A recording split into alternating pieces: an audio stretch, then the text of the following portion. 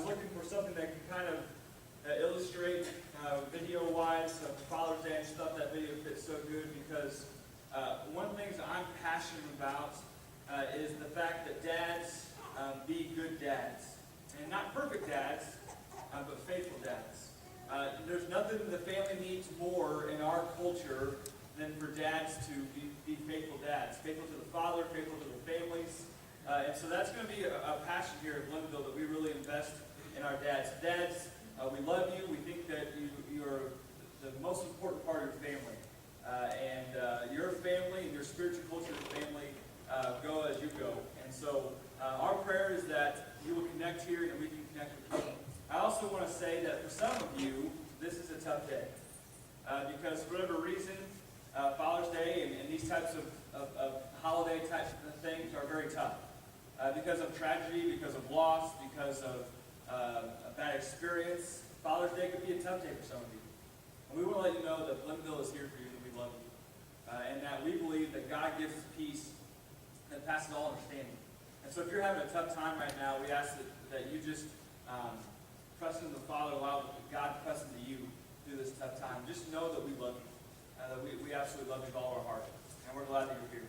Hey, we're going to continue week 3 of Epic Stories. And it's one of those things where this week is kind of the middle of our series. We're week 3 of 5, so we're right smack dab in the middle. And I've had just a splendid time preaching these stories to you these last couple weeks. I have learned so much about these stories. I mean, these are stories that we grew up, if you grew up in the church, grew up learning, and hopefully we brought these stories to life for you. And today, hopefully it will be no different. And remember a couple weeks ago, we started by talking about the flood and Noah and how God hates sin and how we should hate our sin, but also how much God loves us despite our sin. We also talked last week about Samson and how God is in the business of using messy people like Samson and honestly like me and you to accomplish his work and his tasks. And this week we're going to be talking about David and Goliath. And David had some pretty epic stories in his life. And I kind of, when I was thinking through the series and that kind of stuff, I thought, well, we could pick out several different stories, but I thought David and Goliath would be the one that probably most everyone knows. And David and Goliath, the story is used in multiple different areas of life. If you are a sports person and you follow any type of sport activity, especially when it comes time to a tournament, like I'm thinking like the NCAA basketball tournament in March, and they talk about David and Goliath all the time because of the underdogs and the people who are the best teams, and sometimes the underdogs win. They talk about David and Goliath. And so we're going to be talking about David and Goliath today. And so open up your Bibles to 1 Samuel 17. 1 Samuel 17, that's where we're going to be at today. And so turn there with me as we just kind of go through God's Word this morning. Have you ever felt like you don't have the tools necessary to accomplish a task? Have you ever felt like you've been in a situation where you just didn't have what it takes? Most of you know, if you've been here these last couple weeks, and you know by now. If you don't, you're not listening, and shame on you. But I am not the most handy person in the world. Okay? I don't claim to be handy. I don't try to be handy. Okay?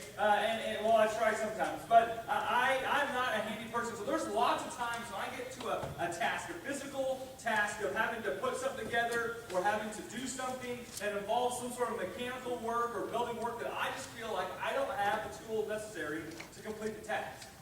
I don't have what it takes. You could give me the nicest tools in the world, whether you're a Craftsman person or a DeWalt person or some other brand out there, it doesn't matter, but you can give me the best tools in the world, and I don't feel like I'm adequate enough to complete the tasks. And some of you are there with me. Some of you feel the same thing. But maybe it's not in physical building stuff or fixing stuff, but maybe you don't feel that sometimes you have the right tools to be a good parent, to be a good spouse. Maybe you don't have you feel like you don't have the tools necessary to accomplish some of the things that your day brings. Maybe sometimes at work, if you're really honest, don't say your boss this, but if you're really honest at work, maybe sometimes you feel that you don't really have all the tools to accomplish some of your day-to-day tasks. Maybe you've been there before. Maybe you've been in a situation where you feel, hey, I just don't know if I tools necessary. Now, I almost guarantee you, as we look at 1 Samuel 17, that the Israelite army was in the same exact situation. And here they are, and they are getting ready to face the Philistine army. This is not the first time they faced them. If you remember, actually last week in Samson's story, Samson was facing the Philistines. And if you remember in Judges 13, it said that Samson will begin to conquer or begin to deal with the Philistines. And so the Philistines are still around. The Philistines and Israelites had fought before. If you look at 1 Samuel 5 and 6, you'll see that the Israelites actually put it to them. They beat them pretty easily. But for some reason, and there's a big reason, for some reason they come to 1 Samuel 17, and the Israelite army also doesn't feel like they have what it takes to accomplish the task. See, and during this time, what would happen is the Philistines would just come at random times and think they wanted to fight the Israelites. They just come and say, hey, we're ready to fight, but why don't you belly up and let's go. And so this time in particular, they get to their certain spots, and they're both on kind of hillsides, and they come down front. But the Philistines, they had a little trick up their sleeve. They brought this guy named Goliath. And the Bible tells us that Goliath was called a champion. Not because of his victories in war, but because in those times that word champion was actually meant for someone who was willing to do one-on-one combat. A person that was willing to do one-on-one combat saved their army. They didn't have to deal with a lot of the bloodshed that was dealt with in full-out army combat. And so Goliath was called a champion because he was willing to do one-on-one combat. He was also, the Bible tells us, he was over 9 feet tall. 9 feet tall. I saw a picture on social media this last week that they said the tallest man ever recorded was 8 feet 11 inches. And they showed a picture of him and the rest of his family. The rest of his family they were less than average height, but for some reason he got the tall gene, and it was kind of crazy just how big he was. And the Bible tells us that Goliath was probably even taller than that, over 9 feet tall. He was a huge man. All of his defensive weapons were made of bronze. All of his attack weapons were made of iron. And we're not talking about just cheap stuff here. We're not talking about just lightweight stuff. We're talking about some pretty significant stuff that this guy, this 9-foot giant of a man has. In fact, the Bible tells us, they say it in shekels, but in poundage, his armor weighed 125 pounds. The head of his spear alone weighed 15.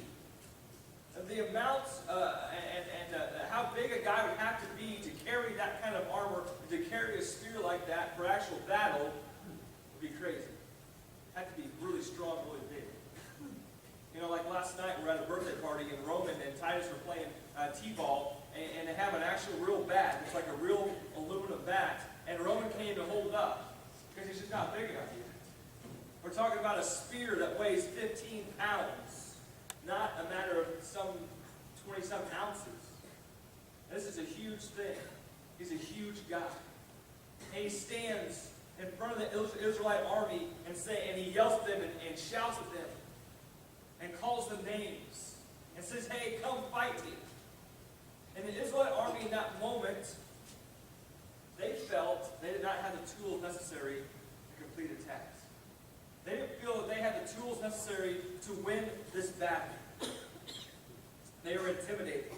The text says they were dismayed and terrified. And this included Saul, the leader, the king. Saul, the one that was the first king of Israel, the one who was head and shoulders above everyone else during that time. He was a strapping young man. He was the one that was pretty instrumental in the Israelites beating up on the Philistines before. Saul, he was as terrified and dismayed as everyone else was. Could you imagine going into battle and your leader was more scared than you were? How much confidence would that give you? It probably wouldn't give you much confidence. The Israelites were terrified. The text tells us that they turned around and ran. They didn't leave, but they ran back to their kind of bunker, their hill, their kind of safe zone. They wanted no part of fighting Goliath. So what will they do? They don't know what to do. And they don't know what to do. They, without a doubt, thought they didn't have the tools to get the job done. So for the next few moments of our time together, we're going to go through a couple things from our text that I pulled out that if we're in a situation, I believe will give us the right amount of tools. The first one is this. Don't try to do it on your own. If you read the first 14 or so verses of 1 Samuel 17, when they introduced Goliath, they introduced the Israelite army and fighting against Goliath, you'll not notice one time that the Israelite army mentions anything about God. They were going to try to do this all by themselves. And it's no wonder that when they saw Goliath, they were scared. I mean, here it is, the Israelite army. These are God's chosen people. And they don't mention once that God could help them, that they could be used by God, that God could help them overcome this giant. But it doesn't totally shock me. Because their leader, again, had turned his back on the Lord. If you go back to 1 Samuel 15, you'll see, and 14, you'll see that Saul started making some decisions on his own that were apart from what God wanted. And actually, we'll flip over to chapter 15, verse 10 and 11. It says this. Then the word of the Lord came to Samuel the prophet, the one who anointed Saul. I am grieved, and I have made Saul king, because he has turned away from me and has not carried out my instruction. Samuel was troubled, and he cried out to the Lord all that night. Saul had turned his back on God, and God was turning his back on Saul. I know that seems harsh, that God doesn't turn his back on us. And I believe if you read through the rest of Scripture and read through the Bible, that is right, that God's grace is big enough for any of our shortcomings.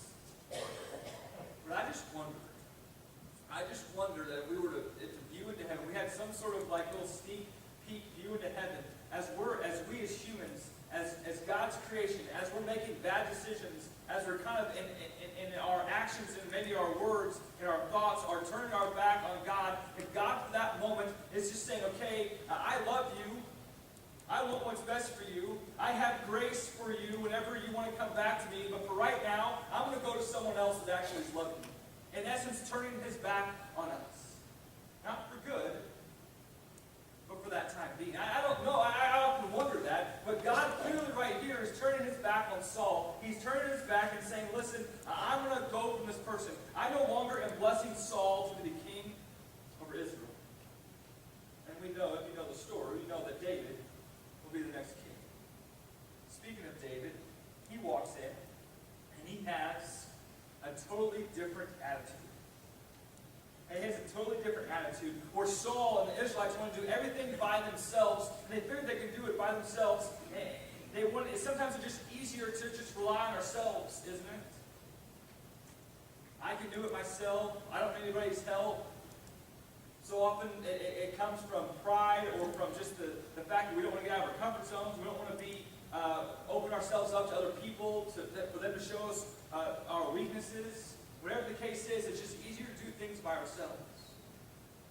And to be honest with you, and speaking about God and allowing him to have the throne on our lives, that's just hard. You know, the Christian life we never were told that it was going to be easy. Being a Christian, being a follower of Jesus, allowing God to be the ruler and the king of your life, it never was told to us that it was going to be easy. And if someone told you that, I'm sorry. There's going to be days in which that's just really, really hard. Let me tell you just the bottom line. Never, ever, ever will we ever be able to do life on our own. We weren't meant to do life on our own. Think about how God created us. When God created humanity, he created us as his creatures. He created us to be in the garden with him and do life with him. And even though sin has entered in our lives, that desire to do life with God is still there. And sin masks that and it changes it. And the enemy comes in and tells us that we're good enough and we can do it by ourselves. The reality is we can't. We can't do life on our own. And that's where David comes in. At the end of the chapter, he comes on the scene and he is just bursting with in like a little pipsqueak coming in and just saying, oh, I did this, and having what people probably think is just youthful enthusiasm. Just youthful enthusiasm is what David has. He's not mature enough. You know, he hasn't been through life enough to see how life is just hard sometimes. He hasn't experienced loss. He hasn't experienced heartache. David's just a young guy. He doesn't know. But in reality, when we see out of David, and we're going to see in the rest of the chapters, that David did know Jesus. That David knew that you couldn't do life on your own. David knew that in order to beat the Philistine army, you had to enlist some help. That going up against a 9-foot, huge monstrosity of a man was not going to end well if you just try to go up there by yourself. So David believed that. He believed that you cannot do life by yourself. But he also believed, this is the second thing we're going to talk about, he also believed, sorry, I lost my spot, believed that you have to actually believe that God can do it. It's one thing to know that we need God in our lives. It's another thing to totally believe and give ourselves over fully to Him and realize that God can do it. You know, in Jesus in the Gospels, He talks about how if you have faith as small as a mustard seed, you can move mountains. Maybe you've heard that verse. Most of us, though, when we think about that, we just kind of write it off. We just kind of think, that Jesus is just talking in parables again. Oh, Jesus is just trying to make a point. When in reality, if God wants to move a mountain, He's going to move a mountain. Now, if you're like me, when I picture that verse in my head, all growing up, I think of taking a mountain, putting it up on a trailer and moving it. That's what I thought of. Will that probably happen? No. But if God wanted to move a mountain, if He wanted to shake a mountain up a little bit, I definitely think He could do it. I think He could if He wanted to. But the reality is, do I believe that all the time? Probably not. And that's the thing. What we see here in 1 Samuel 17 and in David's life is David, with all of his heart, believed that God could take down this Philistine warrior.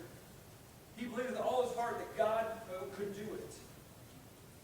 Most of us, when we hear a verse like faith small as a mustard seed, we just think that Jesus must have been talking in parables, wasn't really serious.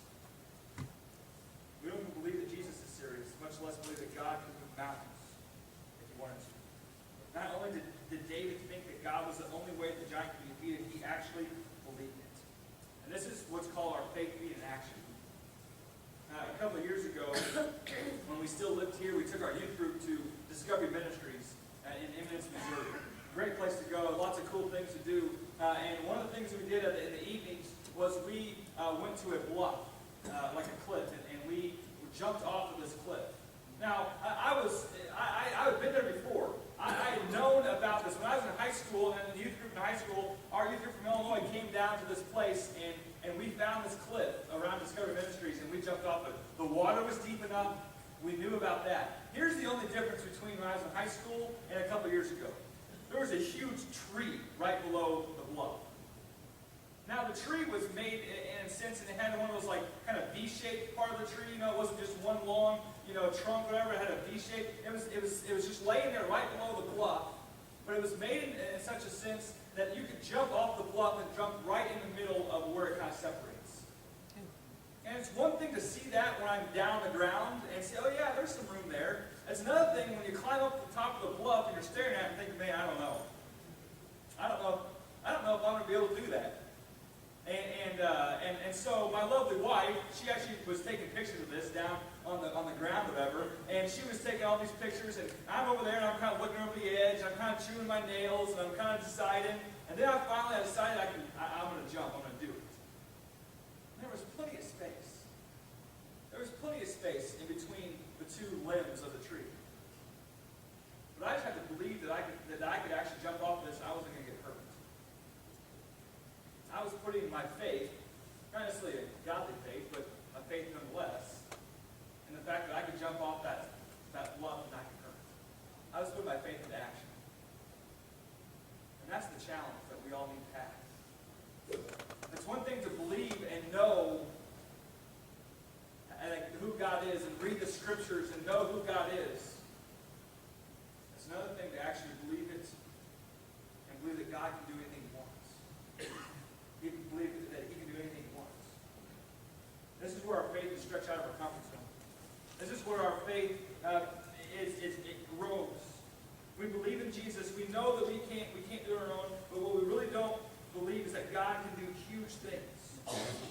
We want Him to, but there's some sort of mental block that gets in the way.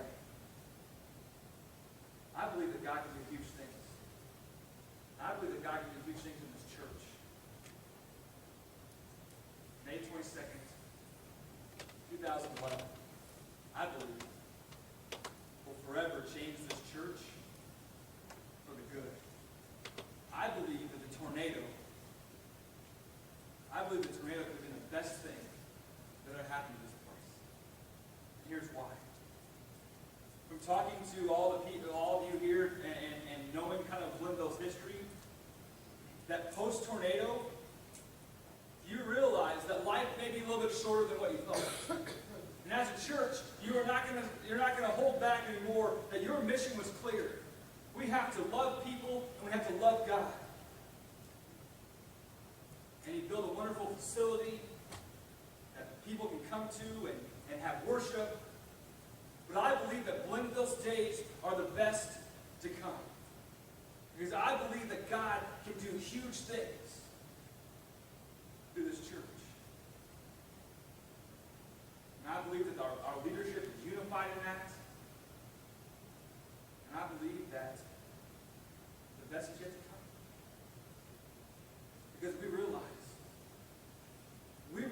I think a lot of you realize that all this, and fast forward to 15 or 20 years, and maybe this church doesn't even exist anymore, you got it.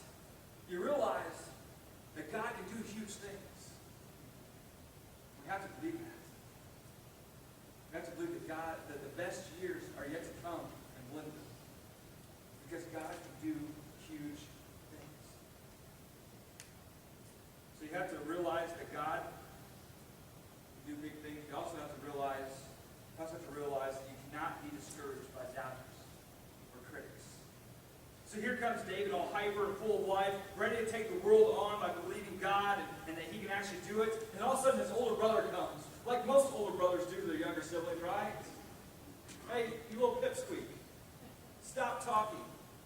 You're annoying. Oh, look at chapter 17, verse 28. David's coming here, and he's been talking to everybody. But then when Eliab, David's oldest brother, heard him speaking with the men, he burned with anger in him and asked, "Why have you come down here? And with whom did you leave those few sheep in the desert? I know how conceited you are and how wicked your heart is. You came down only to watch the battle." I mean, what a jerk.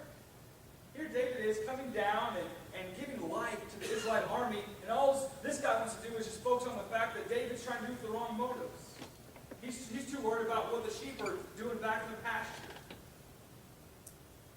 David already took care of that. That was all good to go. And sometimes in life, we're going to have people that doubt us. Sometimes in life, when we know that we can't do it by ourselves, and we really believe that God can do it, sometimes we're just going to have people that just are critical. And they doubt. We cannot be distracted by those people. But David, he didn't stand pat, did he? Almost with a cocky confidence, he fires right back. He fires right back. Look at verse 29. "Now what have I done?" asked David. "Can I even speak?" And then he goes about his business. He didn't back down. David was there for a reason. Sometimes it's easier than other times to give into our critics and our doubters. But we have to be our eyes have to be so focused on Jesus that no matter what anyone else says, that we're gonna maintain the road that we're on. And critics and doubters can come in all shapes and sizes. It could be a family member. It could be friends. It might be a spouse. Well, why do you go to church? What's the church ever done? All the church ever does is ask for money. But yeah, you're right, because it's God's.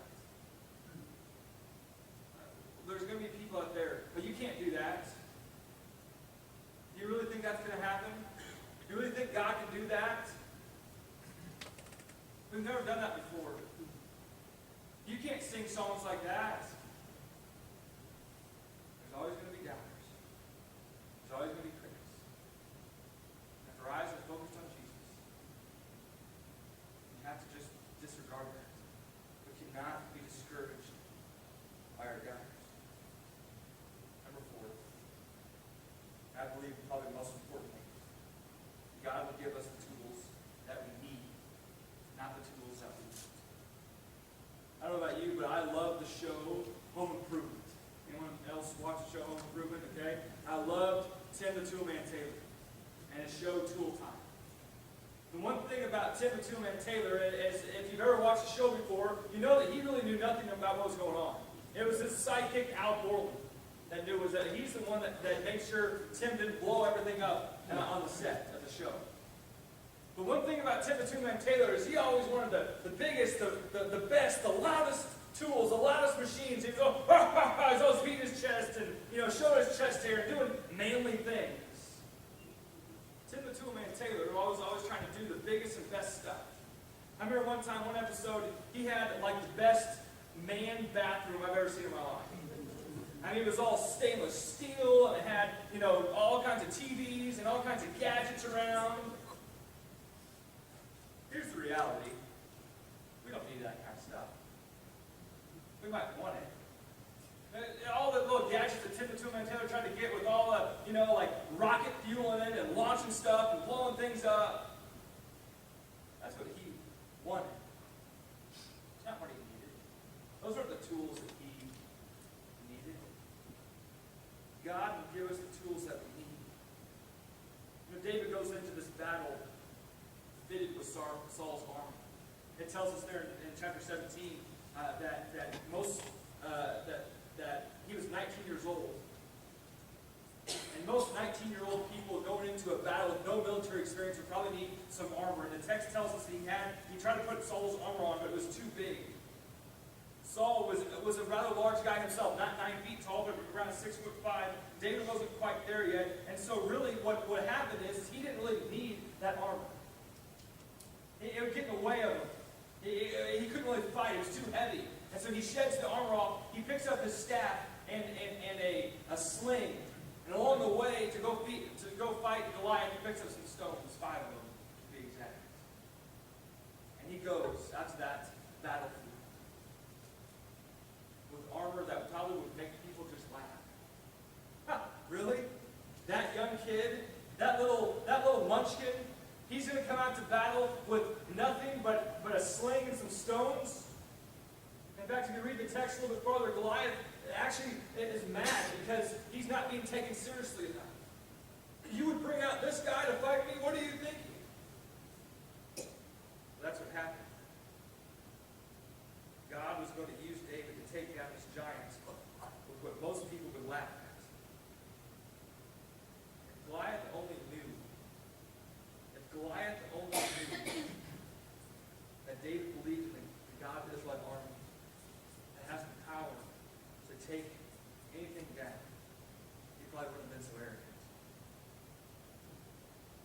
As it turns out, David only needed 1 stone to take down Goliath. Not 5.